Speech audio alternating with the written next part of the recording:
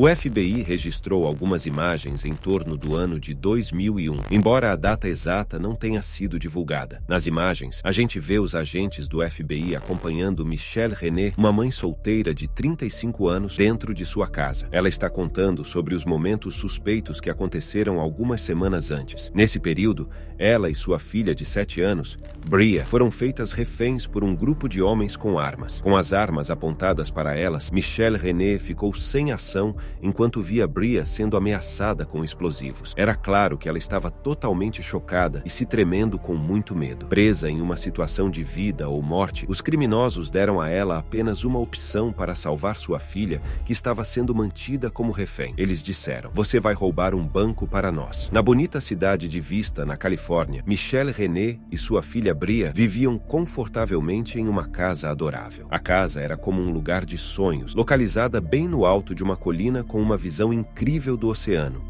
como conta Michelle. No entanto, em 20 de novembro de 2000, algo bastante estranho ocorreu com Bria. No meio da noite, ela acordou sua mãe em um estado de pânico, dizendo: "Mamãe, eu vi alguém olhando pela janela do meu quarto. Eu vi pessoas lá fora." Ela estava muito assustada. Michelle olhou para fora, mas não conseguiu enxergar nada. Ela não viu ninguém lá. Então, decidiu não dar muita importância ao que Bria havia dito. Durante aquela noite, Michelle acabou convencendo a si mesma de que sua filha de 7 anos deveria ter tido um sonho, ou que deveria ter sido apenas sua imaginação, já que ela se sentia realmente segura em sua casa e pensava que estava longe de qualquer problema. Porém, ela não imaginava que Bria estava realmente certa. Na verdade, não só havia um homem próximo à janela naquela noite, mas Christopher Butler tinha estado por perto, vigiando Michelle e sua filha por quase um ano inteiro. E ele não estava sozinho nisso, pois tinha a ajuda de seus comparsas, Robert Ortiz, Michael Huggins e Lisa Ramirez. Preocupado que Michelle pudesse ficar desconfiada depois que Bria o viu próximo à janela, Butler decidiu colocar seu plano em ação no dia seguinte. Ele estava tramando algo que mudaria completamente a vida tranquila de Michelle e Bria. No dia 21 de novembro, por volta das 8 horas, eles entraram na casa de forma violenta, quebrando a porta dos fundos. Escutamos um som muito alto, um barulho forte vindo de trás de nós. Eu me virei e vi 3 pessoas entrando às pressas, atravessando a porta. Todos eles estavam vestidos de preto e carregavam armas. Eles se movem pela casa de maneira organizada, seguindo um plano. Christopher Butler e seus amigos pegaram Michelle de surpresa. Bria tentou escapar, mas foi capturada por outro homem que estava posicionado na esquina da sala. Enquanto o caos tomava conta da casa, Michelle ficou apavorada. A ideia de que sua filha estava em perigo a assustava profundamente. Eu gritava e chorava. Estava com medo de que algo terrível acontecesse, talvez até que fôssemos machucados ou pior, conta Michelle. Butler, que estava próximo a Michelle, começou a dar ordens aos outros. Michael Huggins, o maior do grupo, soltou Bria no chão e dirigiu-se para a porta da frente. Enquanto isso, Robert Ortiz assumiu sua posição. Butler estava em contato com outras pessoas fora da casa através de rádios walkie-talkies, dando comandos. Eles pareciam estar coordenando a operação com outras 6 pessoas do lado de fora. Eles diziam coisas como dinheiro 1, dinheiro 2, dinheiro 3. Estavam claramente se comunicando de maneira organizada para realizar seu plano. Eu ouvi o som da fita adesiva sendo grudado, aquele som que nunca vou esquecer, diz Michelle. Antes de finalmente contarem o que planejavam, Butler explicou a Michelle que o pesadelo que Bria teve não era só um sonho ruim. Eles informaram que estavam me acompanhando, indo até a escola da minha filha e me observando no meu trabalho. Isso foi tão surpreendente que deixou Michelle chocada. Ela implorou a Butler para deixá-la ver Bria. Sua preocupação ficou quando ele deu um passo para trás e começou a levantar Bria, mas logo se tornou devastada ao testemunhar o estado de sua filha. Eles permitiram que eu olhasse para minha filha, que estava deitada de barriga para baixo no chão, perto da porta. Suas mãos estavam amarradas e seus pés também estavam presos. Com lágrimas nos olhos, Bria tentou falar com os homens. Mesmo tendo apenas 7 anos, ela estava tão preocupada com sua própria segurança quanto com sua mãe, que estava em desespero. Ouvi minha filha perguntar: "Vocês vão machucar minha mãe e vão me machucar também?" E eles responderam: "Não, não vamos, contanto que sua mãe faça tudo o que mandarmos ela fazer." E foi então que eles disseram: "Sua mãe vai ter que roubar um banco para nós, ou vamos matar vocês duas, e sua filha será a primeira." Naquele dia, bem tarde da noite, os faróis do carro na entrada da casa surgiu. Michelle sabia que aquele era o carro de sua amiga, Kimbra Oliver, que vivia com ela e Bria naquela época. No entanto, ficou claro que Butler não estava falando mentiras quando disse que conheciam todos os detalhes da vida de Michelle. Por meio de seu aparelho de comunicação, CB, Butler recebeu um aviso da pessoa que eles chamavam de Dinheiro 2, informando que Kimbra estava chegando. Foi por isso que ele posicionou Michael Huggins perto da entrada principal antes da chegada dela. Quando Kimbra entrou pela porta, o homem de porte robusto derrubou ela imediatamente e a amarrou com fita adesiva. Depois disso, muitas horas se passaram enquanto os criminosos se acomodavam na casa. Eles comeram a comida de Michelle e deixaram a casa uma bagunça. Finalmente, Butler expressou sua intenção de que Michelle se preparasse, mas fez questão de tornar isso tão desconfortável quanto possível para ela. A situação estava se tornando cada vez mais angustiante para Michelle e os momentos seguintes seriam ainda piores. Eles usavam palavras sexualmente explícitas em sua linguagem. Ele disse algo como: "Vai tomar um banho", e minha filha estava com medo de se afastar de mim. Forçadas a tomar banho sob coação, Michelle e Bria fizeram o que lhes foi dito. Eu só podia olhar para minha menina enquanto secava seu rosto. De repente, ele bateu na arma na porta e anunciou: "É hora de irmos." Depois que Michelle saiu do banho, Michael Huggins entrou no banheiro carregando uma mochila grande, que ele deixou cair no chão antes de sair da sala com Bria. Ao mesmo tempo, Butler começou a retirar armas de fogo, facas e munições da mochila, até que encontrou um objeto vermelho coberto por fita adesiva e fios coloridos. Não poderiam ocorrer erros. No meio desse dispositivo, era possível identificar de forma clara 2 bananas de dinamite. O líder disse: "Vamos colocar isso em você. Faremos o mesmo com sua filha." Ele nos mostrou um dispositivo de detonação e disse: "Se você não seguir todas as nossas ordens, você vai se desintegrar." A situação estava se tornando cada vez mais apavorante para Michelle e Bria. Butler obrigou Michelle a acompanhá-lo de volta à sala e a empurrou para o chão perto de Bria. Então, ele mandou que ela erguesse sua camiseta e se virasse de costas para ele. Na verdade, eles as prenderam primeiro em mim, bem apertadas perto das minhas costas, tão apertadas que mal dava para respirar. Doeu muito. Eles também fizeram minha filha se inclinar sobre o banheiro e as prenderam com fita adesiva nela também. Nesse ponto, o líder segurou meu braço e disse: "Você tem 10 minutos para dizer tudo o que precisa para a sua filha." Com cuidado, Michelle fez a filhinha aterrorizada se sentar no sofá e tentou acalmá-la ao máximo. Elas poderiam estar enfrentando a possibilidade de nunca mais se ver, e Michelle queria que sua filha soubesse o quanto ela era amada. Você podia ver que Bria estava completamente chocada, cheia de medo e tremores. Sentadas no sofá juntas, Michelle falou para Bria que ela era a pessoa mais especial para ela e que era tudo o que Michelle sempre sonhou quando pensou em ser mãe. Enquanto Bria e Michelle se abraçavam, Butler interveio e as separou. Os outros homens amarraram mais explosivos ao corpo de Kimbra e depois as isolaram. Bria foi colocada em um armário e Kimbra foi trancada no banheiro. Era difícil imaginar Bria no armário, você entende? Sentada lá, esperando enquanto carregava explosivos. A única forma de passar por aquele momento era mantendo a ideia de que era preciso salvar a vida dela e voltar para ela. Quando o sol começou a aparecer, Butler forçou Michelle a sair e disse para ela entrar em seu jipe. Enquanto Michelle dirigia, ele apontou a arma em sua direção e começou a dar instruções sobre onde ia. Quando ela se aproximou da agência do Bank of America na Santa Fe Avenue, uma sensação estranha tomou conta dela. Aquele não era um banco qualquer, era o banco onde ela trabalhava. E num momento de completo vazio, ela pensou: "Oh, meu Deus." Butler explicou a Michelle que, depois que o banco abrisse, ele esperaria apenas 5 minutos e então ativaria a bomba. Sem hesitar, Michelle saiu do carro e apressou-se em direção à entrada. Uma vez dentro do banco, ela foi recebida por uma colega, Loretta Myers, que era a caixa do banco. Porém, desde o começo, Loretta percebeu algo de errado. Michelle entrou na agência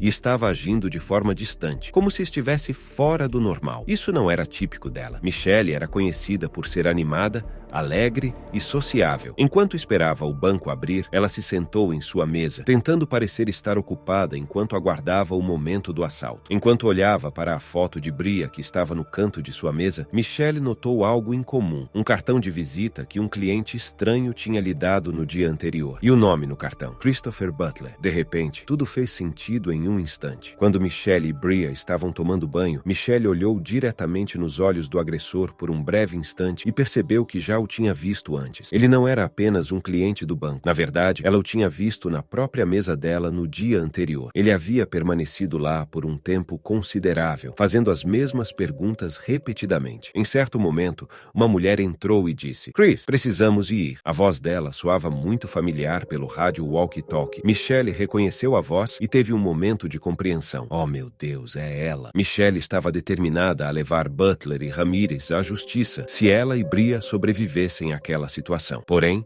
quando o momento da abertura do banco se aproximou, ela teve que afastar esses pensamentos e manter o foco no presente. Ela sabia o que precisava ser feito, e isso era tudo em que conseguia pensar. Eu tenho que roubar o banco. Precisamente às 9 horas, o enchimento do cofre foi concluído e o banco abriu suas portas. Ao mesmo tempo, o relógio interno de Michelle começou a contar os 5 minutos. Era o sinal de partida. Cada passo que ela dava carregando a dinamite era marcado como um tic-tac. Cada segundo contava. Ela pegou sua pasta e dirigiu-se ao cofre. A política do banco estipulava que a abertura do cofre sempre exigia a presença de 2 pessoas. Michelle persuadiu Loretta Myers, a caixa do banco, a entrar no cofre com ela. No entanto, Loretta desconfiava da situação. Ela sabia que não era comum trazer coisas para dentro do cofre. Normalmente, apenas uma caneta e as chaves eram levadas. Enquanto o tempo continuava correndo, Michelle não tinha tempo para lidar com as suspeitas de Loretta. Ela fechou a porta do cofre atrás delas, segurou os ombros de Loretta e olhou nos olhos dela enquanto explicava o assalto diretamente. Loretta começou a entrar em pânico, repetindo: "Oh, meu Deus! Oh, meu Deus! Oh, meu Deus!" Ela mal conseguia falar. Foi então que Michelle levantou sua camisa e mostrou a dinamite em suas costas, dizendo: "Olha, veja o que está nas minhas costas. Vou explodir se eu não sair daqui em 5 minutos. E você tem que me ajudar." Juntas, Michelle e a caixa do banco retiraram uma mochila e esperarão para enchê-la com dinheiro. Dentro do limite de tempo, elas conseguiram juntar $360 mil em dinheiro. Antes de sair do cofre, Michelle deu mais instruções à caixa. "Esteja pronto para fechar o banco. Não chame a polícia. Se chamar, estaremos correndo risco de vida." Enfrentando olhares desconfiados de outros colegas, Michelle saiu do banco com a mochila e conseguiu encontrar o caminho de volta para o Jeep, onde Butler esperava. O plano era que Michelle retornasse ao local onde o Jeep estaria esperando e, em seguida, seguisse diretamente para casa. Enquanto dirigia rapidamente para casa, um pensamento apavorante tomou conta da mente de Michelle, como o pior temor de uma mãe. Por que Butler permitiria que alguém sobrevivesse? Afinal, ele não tinha nenhuma razão para manter nenhuma delas vivas. E agora? Será que isso significa o fim da vida da minha filha? Será que em um instante tudo se desintegraria? Quando ela se aproximou do caminho de volta para casa, Michelle teve que passar pelo banco mais uma vez. A visão dos carros de polícia se aproxima do banco e um arrepio passou pela sua espinha, enquanto ela acelerava os poucos quilômetros que a separavam de sua filha. Infelizmente, ao chegar em casa, uma outra visão preocupava na entrada de sua casa. O carro da sua colega de quarto tinha desaparecido. Eles tinham bloqueado a porta da frente e eu tive que lutar para entrar. Minha adrenalina estava em alta, mas tão alta que acabei forçando a entrada pela porta e eu estava gritando, tipo: "Alô, alô, tem alguém aí?" Tudo estava estranhamente silencioso. Você simplesmente se sente completamente vazio por dentro. O peso do silêncio estava me esmagado. Michelle estava quase desmaiando, mas de repente ouviu um som vindo do quarto. Um aplauso suave de Bria e Kimbra. Ela ficou tão animada como: "Alguém está voltando. É minha mãe. Acho que é minha mãe." E eu fiquei tipo: "Ok, acabou." Oh, meu Deus, ela estava viva. Nós conseguimos. Consegui trazê-las de volta. Abraçando Bria, Michelle sentiu uma felicidade imensa. Tudo o que ela queria era abraçá-la e nunca mais soltá-la. Mas ainda assim, ao olhar para o rosto de Bria, ela percebeu que, embora coberta de fita adesiva, ela não estava mais com explosivos nas costas. Quando virou para olhar para Kimbra, notou que ela também havia se livrado dos explosivos. E eu disse a elas: "A dinamite ainda está comigo. Vocês precisam pedir ajuda. Vou ficar aqui. Não sei se essa coisa vai explodir. Não sei o que pode acontecer." Minha filha dizia: "Não, mamãe, não vou te deixar." Minha colega de quarto disse: "Michelle, eu posso fazer isso. Deixe-me cortar de você." Ela correu e pegou uma tesoura, cortando os fios. Num instante, as 3 deixaram a bomba para trás e correram até o vizinho mais próximo. Quando a polícia chegou, o esquadrão antibombas rapidamente percebeu que os 3 dispositivos explosivos encontrados não eram verdadeiros. Depois disso, Michelle e Bria foram levadas à delegacia para prestar depoimento. Michelle apresentou o cartão de visita de Butler e contou todos os detalhes da história com as autoridades. Passou-se uma semanas sem progresso por parte da polícia. Diante disso, Michelle decidiu tomar medidas por conta própria e entrou em contato com o programa Os Mais Procurados da América. No entanto, o promotor adjunto a aconselhou a não fazer isso devido ao caso ainda estar em andamento. Embora tenha tentado convencê-la, mas sem sucesso por causa da insistência de Michelle, esse acabou sendo um dos fatores que levaram à prisão de todo o grupo. Butler e Ramirez foram detidos durante uma parada de trânsito de rotina, onde a polícia encontrou armas e notas de dinheiro oficiais do Bank of America dentro do carro deles. Huggins e Ortiz, que ainda estavam fugindo, foram localizados na Califórnia e Wisconsin, logo em seguida, nos dias seguintes. Tudo isso foi possível graças à linha de denúncias do programa America's Most Wanted, que dizia: caso alguém soubesse do paradeiro de Ortiz, você era incentivado a ligar para a linha direta imediatamente. No entanto, a história não terminou para Michelle. Pelo contrário, uma vez que ela era a única presente tanto no sequestro quanto no assalto, foi escolhida como a testemunha principal para o julgamento de Butler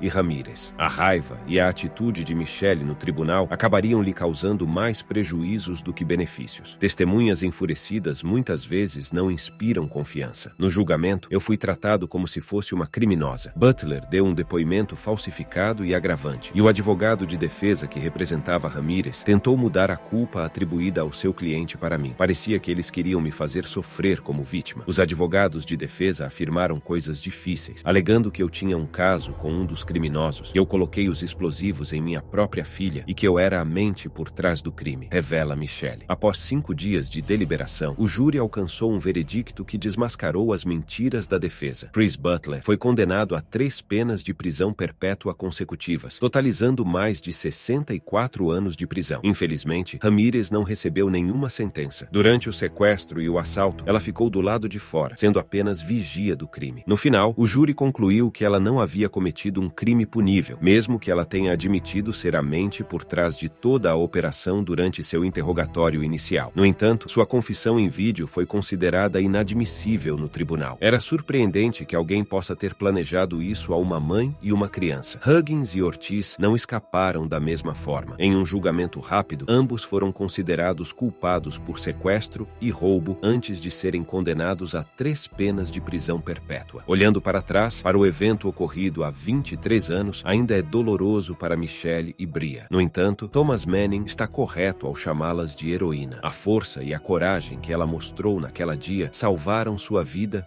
e a de Bria, já que as coisas poderiam ter tomado um rumo bem diferente. Depois que a poeira baixou, Michelle e Bria deixaram sua cidade e se mudaram para San Diego. Michelle estava decidida a seguir em frente, mas superar o que tinha acontecido se mostrou ser mais difícil do que ela imaginava. Durante anos, mãe e filha buscaram ajuda profissional para enfrentar os traumas, especialmente Bria, que na época tinha apenas 7 anos. Há aspectos daquela noite que permanecerão comigo para sempre. Com o tempo, Bria se recuperou e teve sucesso no ensino médio. No entanto, durante seu último ano, outro desastre aconteceu. Em 8 de dezembro de 2011, ela caiu no chão. Ficou paralisada e no hospital, Michelle recebeu a notícia de que sua filha tinha esclerose múltipla, uma doença neurológica rara. O prognóstico era sombrio para Bria, prevenido que ela jamais recuperaria a visão, a fala ou a capacidade de andar. No entanto, Michelle estava determinada a não desistir tão fácil. Em vez disso, ela suspendeu suas próprias atividades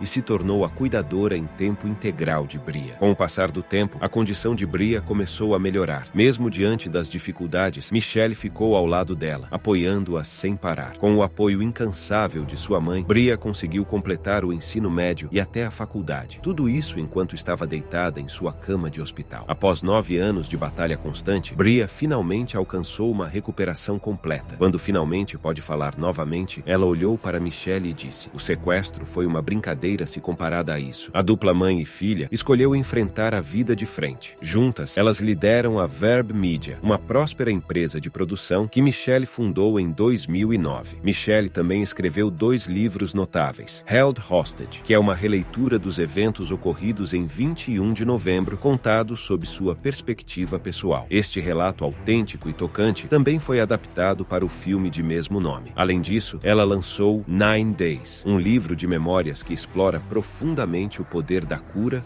e do perdão. Diante das circunstâncias, Michelle teve duas escolhas cruciais. Ela poderia escolher chamar os sequestradores de monstros, viver com raiva e culpar toda a sua vida pelas ações deles. Mas, em vez disso, ela optou por um caminho diferente. Ela decidiu ser um exemplo de superação para sua filha Bria. Michelle acredita firmemente que não é o fim do mundo quando algo terrível acontece. Ela defende a ideia de que as adversidades podem fortalecer uma pessoa e que é possível emergir desses momentos mais difíceis. Com essa atitude inspiradora, Michelle mostrou que o poder da escolha e da perspectiva positiva pode transformar uma trajetória de vida, não apenas para si mesma, mas também para sua filha e para todos aqueles que são tocados por sua história.